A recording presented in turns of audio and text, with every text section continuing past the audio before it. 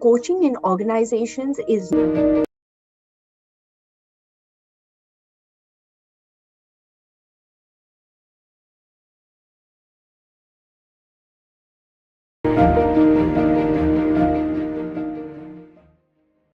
Hello, good morning, good evening, good afternoon, good everything. Lovely to see you, everyone here, and to hear you if you're listening to this later in the podcast. I'm Magda, CEO of Coacharya, and with me today is one of our lovely trainers and coaches, Pooja. Hello. Hi. Hi. And hello to everyone. hello.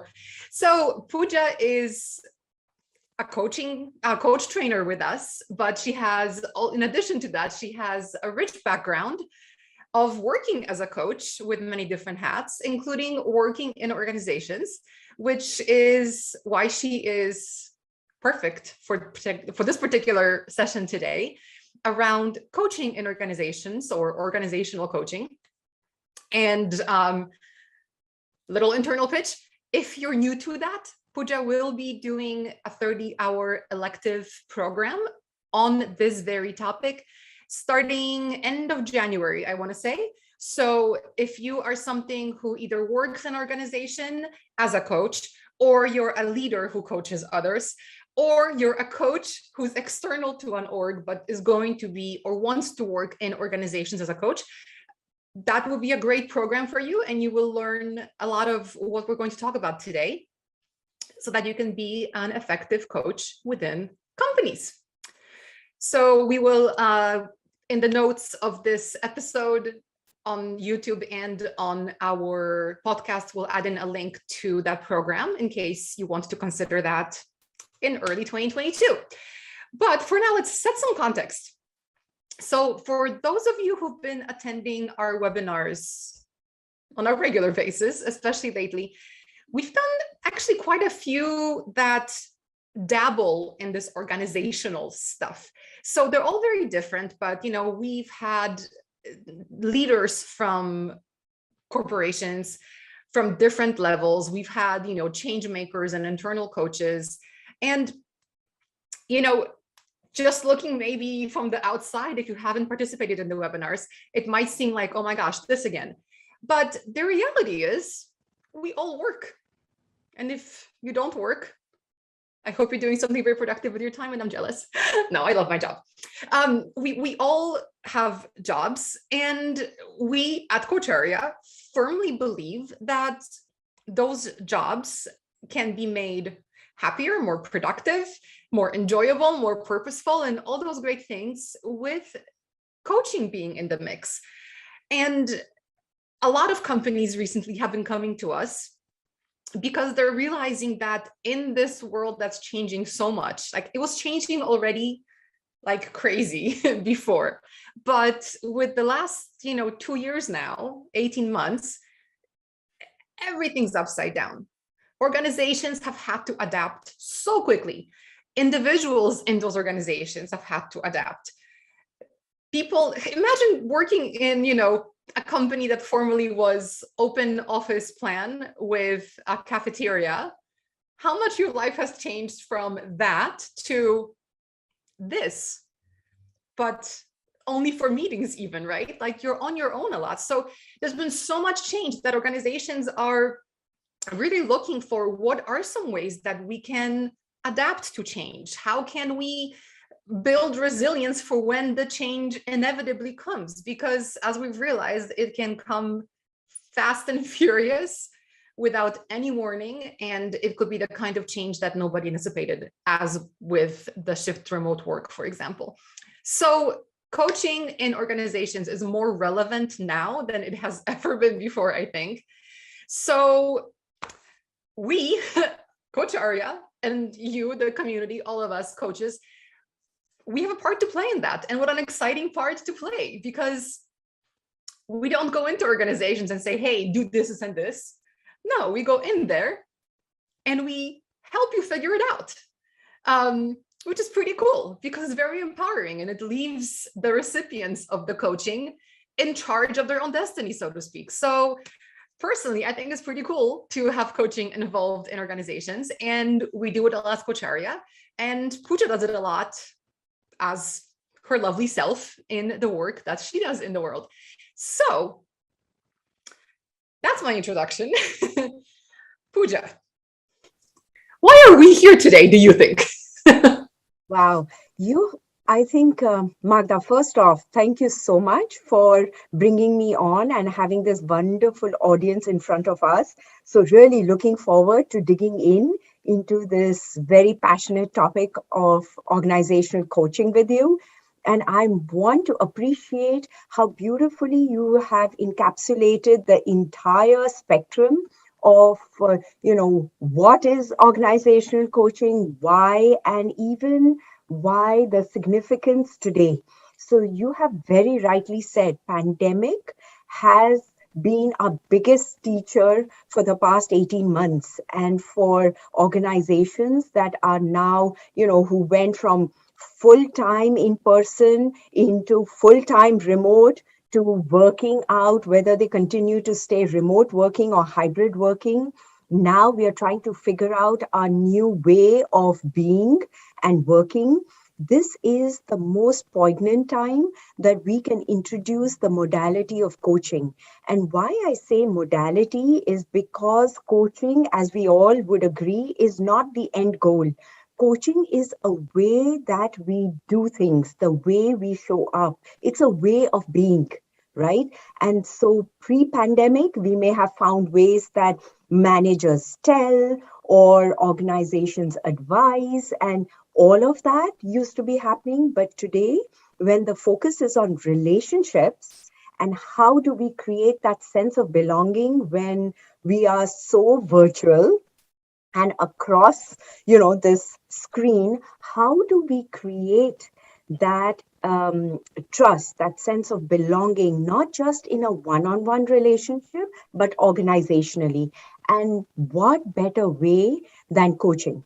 So while I know that this entire room today appreciates the power of coaching, I think our purpose, you and our mine, Magda, would be more to shift our perspective into that appreciation and power of coaching into what would be the impact organizationally, not just within a one-on-one relationship or within teams, but within the entire ecosystem. Mm-hmm. So what you're talking about is building a coaching culture. Yes, and I'll go a step further, because what happens when we use the word culture is that it feels like it's something beyond me. It's a culture. I step into it. I don't have responsibility. If it is a structure, it is created by the organization. So what I want to probably put in there is the word ecosystem as well, because I want us to take responsibility, whether we are internal coaches, whether we are leaders who are using a coaching approach and a coaching mindset, or we are external coaches or even consultants coming in for a project. Whoever we are not stepping into an organization's culture, but we are being part of that ecosystem. And as we, Coacharya believes, you need to be the change you want to see in the world. So whatever is the change you are going to project, you are going to walk, that is going to become the talk. That's going to become the ecosystem. So even taking a culture and shifting the culture into a coaching one. So I'm going to read the quote. It's actually on the description of today's webinar, but I loved it. And it's from our good friend, David Clutterbuck. A coaching culture is one where the principles, beliefs, and mindsets driving people's behaviors in the workplace are deeply rooted in the discipline of coaching. It is a culture where people coach each other all the time as a natural part of meetings, reviews, and one-on-one discussions of all kinds. So that's where we're trying to get to. Awesome. Absolutely. Absolutely. And I couldn't find a better quote. And so I will throw this out to everyone in the community. If you are able to get similar or as powerful quotes that, encapsulate the philosophy that we are driving to, please feel free to send it to us. We would love to include it. But this has so beautifully said that right from that one-on-one to the entire structure, to that entire culture, to that entire ecosystem, we need to impact beliefs. And you and I, and we know that coaching is the best way we can empower people to build that resilience. So I'll stop there and then say, I can just go on. Let's get more specific. Let's have some Let's get more questions. specific. So, let's get specific, but I kind of want to, build from the large definitional thing, which we already have, and kind of get down to go down the pyramid, up the pyramid, whatever you want to say, up the funnel, down the funnel. So for me, kind of the next step that I'm thinking about is, okay, so we know what a coaching culture or coaching ecosystem is. And with this definition from David Clutterbuck, we kind of know what are the different components where it can manifest itself. But why a coaching culture? I mean, at the end of the day, all companies have hierarchies, they have specialists, they have, managers and people reporting to those managers. So isn't it better if a manager just tells you what to do all the time and you just roll up your sleeves and do it? That's a very good question, because at the end of the day, relationships are what matter. And we have so much of data, whether it is Deloitte's or McKinsey's or PwC's, telling us that productivity is based on relationships. It isn't just about skills and output. It is what happens in between. And relationships are most impacted through coaching, because it is about empowering and it is about enabling people. If a leader is able to bring the employee to where they are wanting to go, they don't even need to tell, because then they know that the employee is self-propelling, is enabled and self-empowered. So I would say that at the end of the day, it is relationships that matter. Organizations who believe that it is the structure that matters are not the ones that have survived this pandemic. The ones that have survived, and I'll bring back that in 2016, pre-pandemic, PwC had done a global research on, so 55% of the global CEOs said that trust is the basis of an organization's growth. And trust is about relationships. It isn't about a structure, right? So coaching, one of our competencies in coaching is trust and safety. So what better, way to impact an organization than through coaching? Okay, so trust being the metric, it happens through relationships, and coaching helps build those relationships. But how do you measure trust? And that's a brilliant question. So I'm very excited to say that some of my work that I've been doing in my full-time job here has been around building trust. And so what I'm excited about is to really bring that kind of way of capturing, like a metric, like an analytics around trust. So trust is more like an axis. There is an x-axis around skills and behaviors, because it is not just the competence of a person that builds trust and authority, but it is the modeling. When a leader, just think about it, if we are all to think back on what, I'm just hearing someone say, I'm just reading, can I be louder? Okay, I shall be louder. Pooja, I think you're actually fine. Because I can hear you really well. So I would just advise to maybe turn up your volume, sorry. Because okay. I think it's an internet issue. I think you're loud and clear. Oh, thank you so much. Okay, so going back to trust, there are certain areas, and of course, dependent on every organization, that we can capture how trust is measured. There are two aspects. If you look at it, there is trust and there's trustworthiness. Do I trust? And what is the trustworthiness of the other person that I'm working with? Again, based on a relationship. Then there is an axis around the skills and the competence, the behavior of the person. So we'll start noticing that to capture what trust is, we need to have all of these in place. So you take a leader-employee, for example, conversation. Employee is able to trust when the leader demonstrates trustworthiness.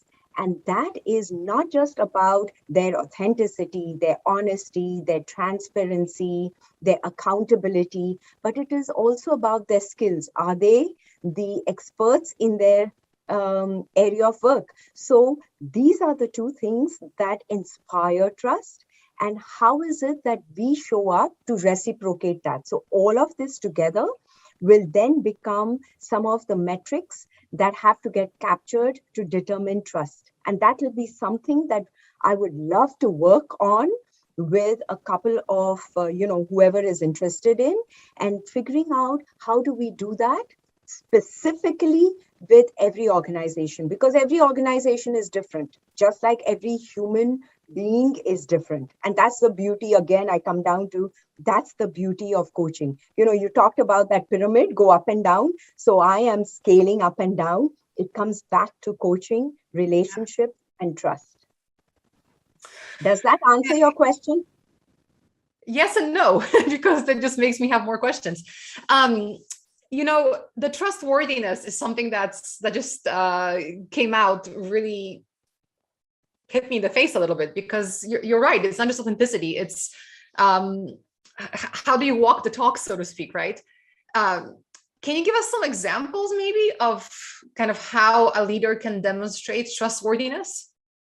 Oh, what a powerful question.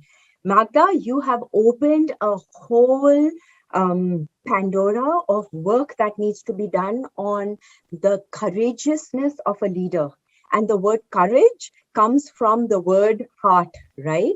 And that's where the trust lies, because when a leader shows vulnerability, when the leader shows the courage, that's what inspires the trust.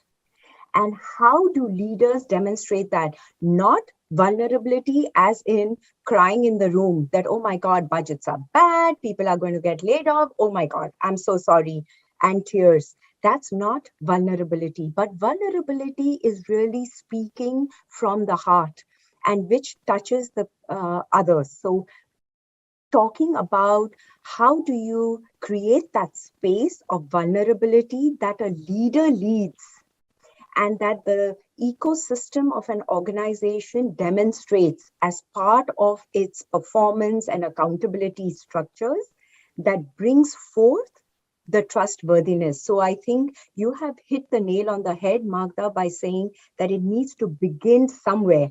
Do I trust my leader, or does the leader inspire the trust in me, which is the trustworthiness? So some of the biggest qualities would be the courage, the daring. So work around fearlessness, and of course, Brené Brown's work as well. So all of this comes into that work. Gosh, my head is exploding. I definitely want to work with you on that if you'll have me, because it's such an important thing, and it's actually come up quite a bit, like I said, recently in corporate work that we are doing at Coacharya.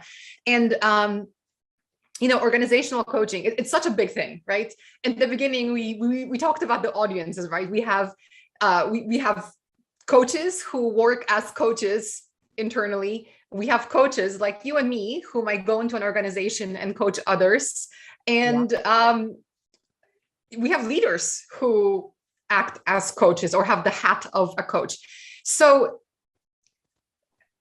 even just in the role of coach, there's a bunch of different actors. Then when we talk about the coaching culture and, going back to David Clutterbuck's quote, it's really about the behaviors and about consistency and about having that throughout the organization and throughout all the levels, not just the internal coach or the leader coach or the outside consultant coach. So it's a tall task, right? Even it doesn't matter what size organization it is. Like, it's not, here's some stuff you can watch and think about, and all of a sudden you know how to be trustworthy and how to be courageous and how to be vulnerable and how to be having a coach-like approach. So where do you start? Like, let's maybe, I know there's no one size fits all answer, but in your role and in your life, as well as your life as a Coacharya person, how do you approach working with an organization that comes to you and says, listen, like, something's not working. We know that trust is low, and we understand that all these things contribute to increasing trust, but like, we don't know even what to do. Like, where do you start? That's a very good question. So I think the best place to start is with the person or the point person that brings up that question, because exploring where that is coming from will start leading, it's like that water leakage, that it may show up somewhere, but it is really about where it begins. And we will notice that it's something that we always say, there is always a top-down approach, that it begins from the top. I know that there is a pull and a push force in this world, but it is how the leader sets the tone. And how do leaders set the tone? Someone was asking the question around how do you even demonstrate vulnerability? In our coaching programs, we demonstrate, we start working. And you rightly said, Magda, so I'm shifting into, it isn't something about learned behavior. It isn't something about what you learn, knowledge, and read. It is something you practice. And trust, vulnerability, and empathy is something that you got to practice. Oh, I empathize with someone does not create empathy. It is how we are having that conversation. So to your question, where does it begin? I think it begins from the top. So any change that needs to happen, we need to first have the top brass of the organization championing that change. So that's where I would say it would need to start. I can see that we are having a gushing flow of questions, Magda. So yeah, let's take a look at some of the questions. Where are we? Okay, so here's a question I like. A leader is a coach, a mentor, and an influencer. Yep. How much of an EQ is important? So emotional quotient, emotional intelligence. How is it important to perform an organizational coach hat? And how do you know when to put on the coach hat when you're a leader? That question is a great one and not easily answered, because I think it requires a lot of work. And that's the beauty of the practitioner leader as a practitioner coach, to understand that they do have a business outcome. They need to get certain work done, but what is the best approach? So how do it's like a batter. The batter needs to be coaching, whereas the substance is the business outcome. And that's probably the easiest analogy I could give for a leader to be conscious that when they have an intention, if they have an agenda getting into the room, how might they approach it in a way that they create a sense of belonging for the team or the individual or the audience? And the way that they communicate it will bring that about. That communication has to be a coaching communication. So the curiosity, the listening, and we talk about it as generative listening, that what are they listening, and then, changing their approach to enabling people to understand where they're coming from. Right? So I would say that the best answer would be the outcome is very important. You cannot have, let me give you an example. If you're having a performance conversation and the employee is going to tell you that, yes, a leader can never become just a coach. Absolutely. Because continuing with my example, that when you have a performance conversation happening and you have an employee who says, I want to do more, and this is my work, but this is what my interests are. And if the leader puts on simply a coaching hat and says, so tell me, what is it you would like to do? What would your job description look like? That is a pure coaching approach. And as we know, a leader cannot and should not be doing that. It is more about considering these are your interests. What would it look like doing it within the parameters of this job? These are some of the projects that I may have on hand. This is great to know that if this is your interest, the next time I hear a project of this kind, I shall keep you in mind and get you on it. So for a leader, it isn't simply being a coach, but there are different competencies for leader as coach, because we say coaching mindset. We cannot say that a leader becomes a coach. The leader as a coach, and then there is a coach. So that becomes the ecosystem for changing that relationship. You need a coach, but you also need leader as coach, and you need an employee who is ready to be coached and who comes in with that open-mindedness of doing that win-win situation. Does that make And sense? an employee can only get there if there is trust in the organization and the leader is vulnerable. Yeah, so it all ties together. You know what, Pooja, what I'm thinking now is, when I first got into this coaching thing, two things kept jumping up as phrases, and it took me a while to get them. One was that being a coach is being childlike because of the curiosity and the generativeness of the conversations. Children don't have all the baggage that they bring into everything they do. They're just there. They're in the moment. So that's one thing. And the second thing that kept coming up was that coaching is like a dance between the client and the coach. And both of those things are kind of jumping into my mind right now as you're talking, because it's like, it does not sound like it's easy to be the leader with a coaching mindset, or the leader, as a coach. It sounds like, it's that dance that's a bit more complex, because you have those different hats to wear. You're not just the coach. You want to have that curiosity and the generative thinking of a coach, but you have the responsibilities as well of being a leader, of being responsible for a team, for performance, for metrics. So it just doesn't sound like it's easy. It sounds like it's a lot of work. And as coaches, a lot of people say that they are coaches, because I don't know why, but the reality is anyone can become a coach. We firmly believe that at Coacharya, but you do need to understand the principles, the competencies, and you need to practice them in order to become that good coach that can be of service to your clients. So minimum training that we do towards a credential is 60 hours. At Coacharya, we always kind of aim high. So we say that 30 hours is about of training, if you're practicing as well, is about when you are able to have true coaching conversations with you as a coach.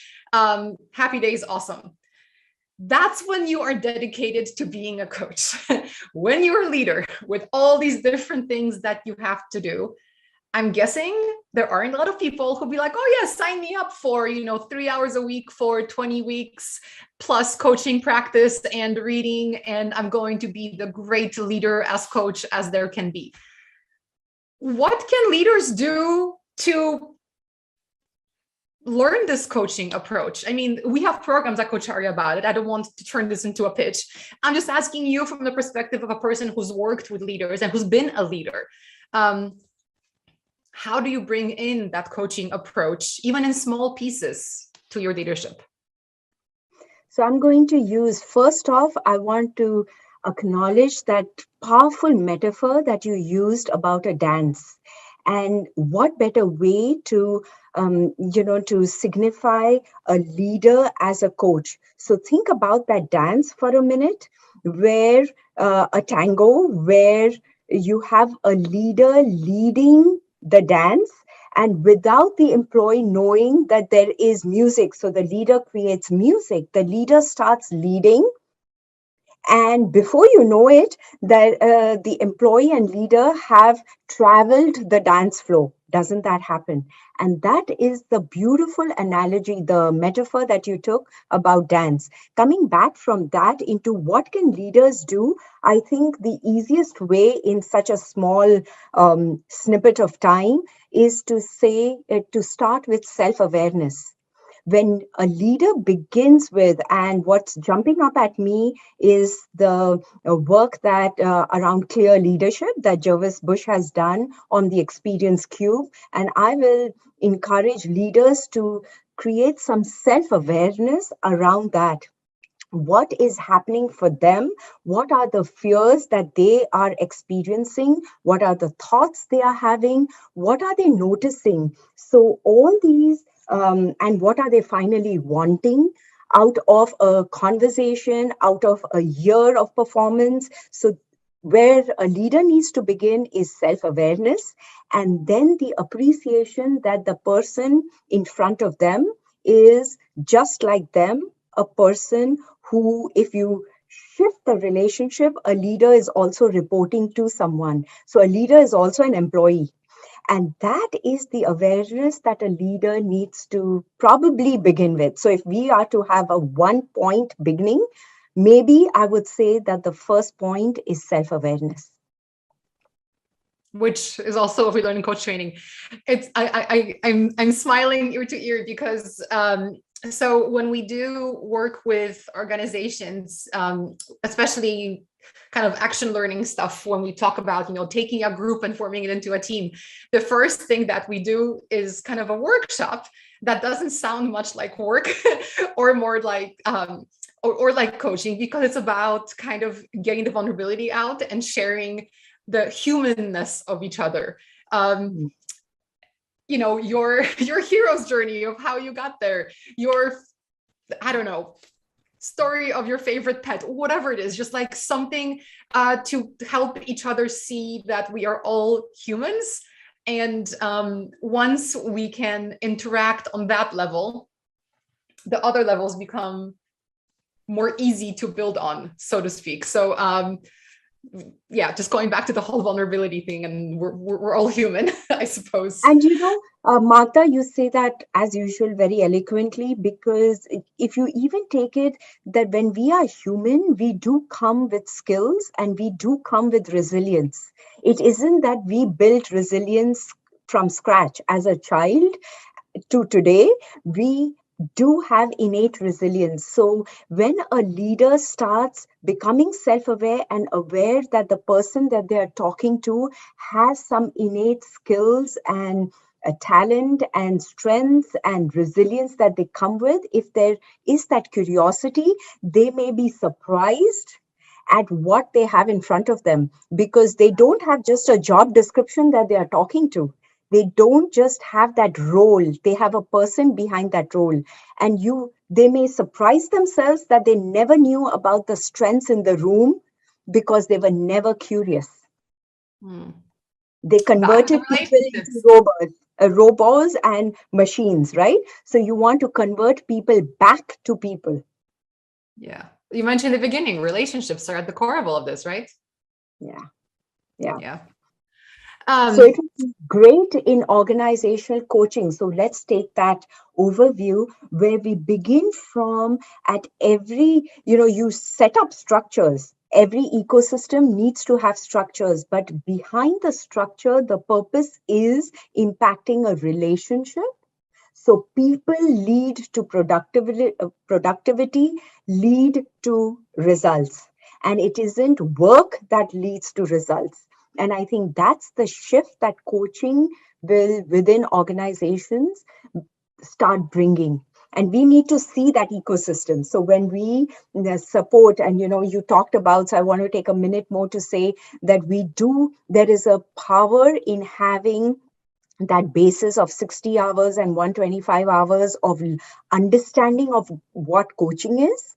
Because if we don't have that foundation to add on how a leader shifts their hat between the manager, the coach, and the leader, it isn't possible. So we need those foundations. that we do through Coacharya, and then bring internal coaches, external and leaders, and then enable them to now transform that understanding into how will you tap in, tap out. It's a dance, like you rightly said. How do you tap in, tap out? So Pooja, there are some questions which I'll get to in a second, and everyone who is on the live call, please add those questions in the chat. And what if we don't answer them? I will definitely give them to Pooja later so she can put them in a blog post on our website, and also the various models and theories and things that she's referred to throughout this episode. I keep saying episode because I'm thinking of this being a podcast later. Throughout this webinar, this conversation. May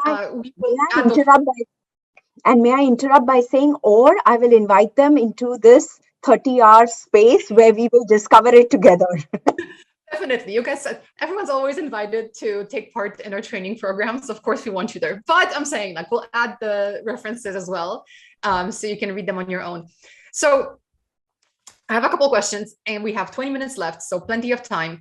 But I want to talk about measures.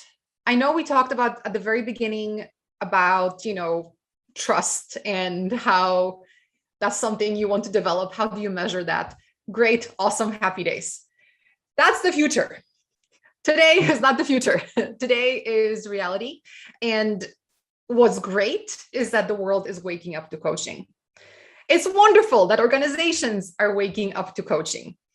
But, the reality is that many organizations don't know necessarily what coaching really is, or they think it's a Band-Aid, or they love it and want it, but at the end of the day, they have to justify the spend for coaching, right? There's many different forces at work here. So I'm wondering, when you go to an organization, and I know every organization is different, so big grain of salt here. Are there specific metrics that you look at, or are there specific assessments that help a coach look at what is the status quo in the organization, and then, at a certain point in time, see how coaching is making a difference? Like, how do you arrive at those metrics? Wow, that's a big one, because adding this to your previous question, where do you even begin? That figuring out the status quo what I am envisioning is right now, what is the biggest pain point? And as in any coaching conversation, what will a successful intervention even look like? Those two questions will start building out what the ROI and the ROE needs to look like. Because in coaching, the impact of coaching does not only happen in real time, but the real impact is seen after coaching project has been completed and when it is ongoing. You start seeing a multiplier effect. Even in a one-on-one, you notice, okay, there's an aha right now, but how it transforms the person is multifold times later. So I will say that there is an ROI in the real time, and then there is an ROE that they will see over a period of a couple of years. But what needs to begin is, where is the biggest impact of change that is required? And that becomes the skill of the coach or a group of coaches to go in and do some work around that and figure out with the client, which could be a leader or a group of leaders, including their HR, as to what would the impact need to be. And that, I would say, is very, very important as an assessment, because it isn't what you as a consultant want it to look like, but it is what the organization wants it to be. And at that point, based on whether it is about the engagement of the people, whether it is a change system that they are bringing about, or whether it is a structural change that they are wanting to have. So there are different changes. We need to have different kinds of assessments. Okay. and figure out the status quo to be able to then, through a conversation, know what this needs to look like. I think that's a piece that many a times we kind of miss out. We know it's easier to figure out what is happening, but it isn't as easy to figure out where are we going with this. What is even possible in what the time span that we have. So someone had asked in the chat, what do you do if your organization uses language that still frames coaching as a punishment, or not as a punishment? I shouldn't say that, because that's not what they said. As a way to address a problem. So in many, 10 years ago, even not even 10 years ago, less than that, coaching was either a reward or a punishment. That's what it was, right? You're doing something really great. Oh, have some coaching. Or you suck at your job, have some coaching, they can help fix you. So some organizations still think in that way. And even if it's not that extreme, the definition of what coaching is and what impact it can have is going to be different organization to organization, leader to leader. So if someone's in this audience right now and they have a team and they want to increase trust, they subscribe to everything we're talking about, but they have that practical obstacle of, I have to then go to my manager or to my HR and I need to ask for some money for training for my team or for myself, or to bring an external coach. How do I justify that? How can we help people who want us to help them help themselves? Yeah. It's so from performance management, coaching is not about performance managing a person, but it is about performance enhancement. It is about productivity. So leaders who know that productivity and enhancement is a way to manage, they are the ones who will be able to put up a case and a proposal for the monies required in order to do it. In fact, it needs to begin from themselves, because a leader is very powerful. I think leaders are leaders because they are so good in what they do. And so they need to first have the coaching approach. When you feel it, and when you have been coached, when you know what that looks like, you will be the best champion for that proposal. So I would recommend every leader who is curious and is wanting to put a proposal for coaching needs to first get coached. And first needs to be open about what that impact looks like. That's the first thing. They got to feel it. In our coaching programs, we always say that if you want to train as a coach, have you been coached? Have you ever been a coachee, a client before? Because if you don't feel it, you don't know it. So that I would say is one of the ingredients. And second, it is performance enhancement and sustainable performance enhancement. That may be biased thinking. That caught my attention. What was that question?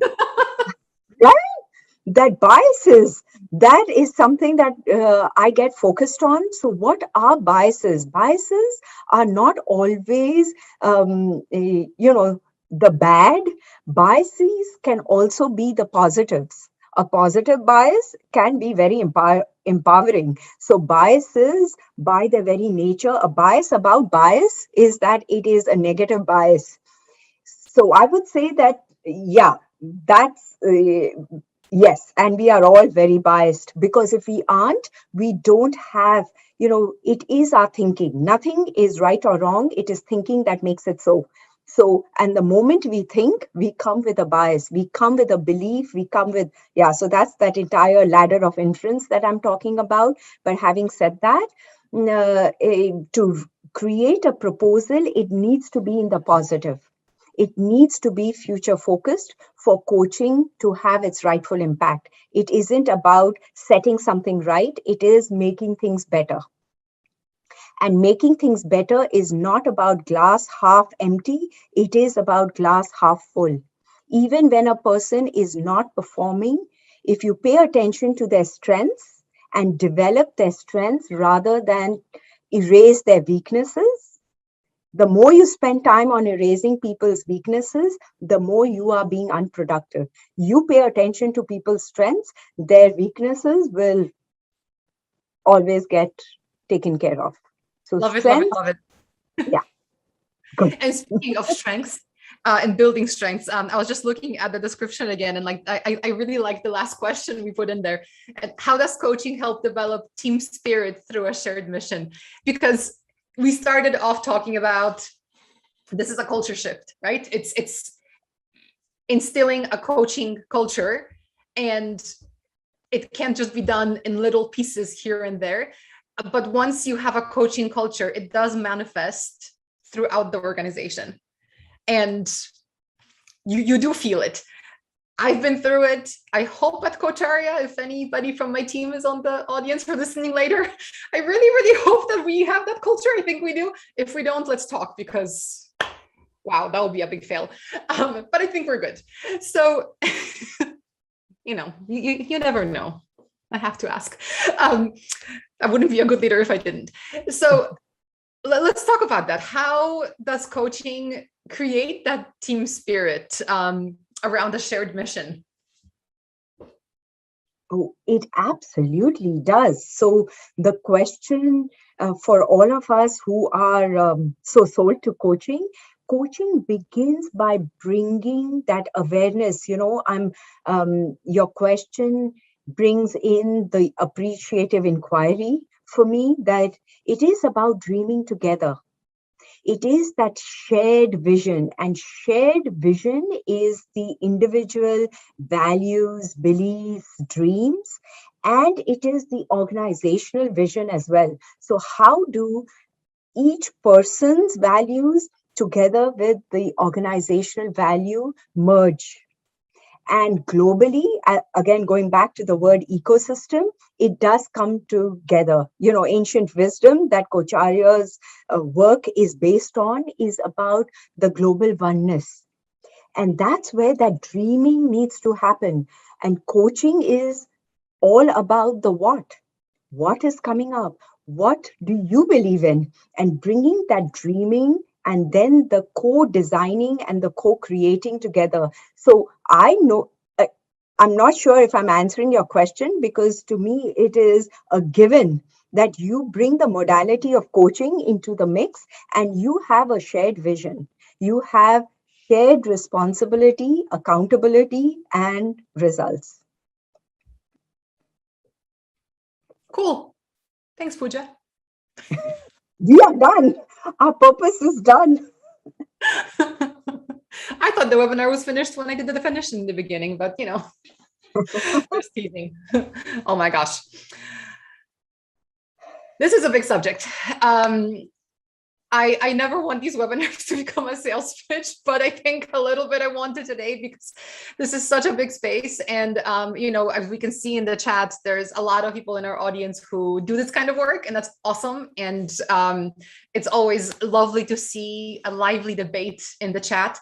And there are plenty of others who have, a lot to learn and a lot to share with the rest of us. So I do encourage you to check out Pooja's 30-hour program that's starting in January. And it's all about this organizational coaching and going into everything we talked about today and more through theories and through case studies and, through the breadth of possibilities.